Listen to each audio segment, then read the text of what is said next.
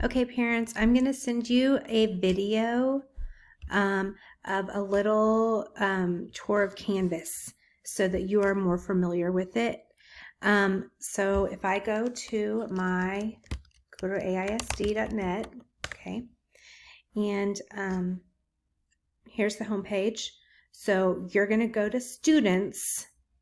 I'm actually going to go to my staff page, but you're going to go to students. It's going to bring up a page like this. You're going to have them go to Rapid ID. And then this little app screen is going to show up.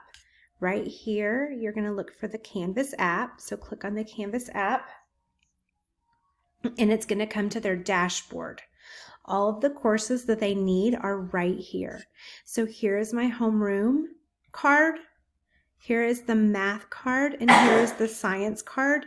And on theirs, they will also have Miss Clark's classes. So the reading class card will be up, as well as the social studies. So this is how they're going to come to the classes. They're going to click on, like if we were going to go to math, I'm going to click on my math. Okay. Here is my math virtual class. And down here is where the work will be for Canvas work. So if I'm going to click on Monday to find today's work. Now there is a assignment up there, but I don't expect them to do it just because we don't have time. We didn't have the whole time to go over everything today. So here's my assignment, and when you click it, it might ask you to sign in with Google. In order to access anything that I post through Google, they will have to be in their AISD Google account. So I'm going to show you how to do that. If you go back to the Rapid ID page right here, here is Google Drive, Google Docs, all of these apps. If you click Google, they will be in their Google account.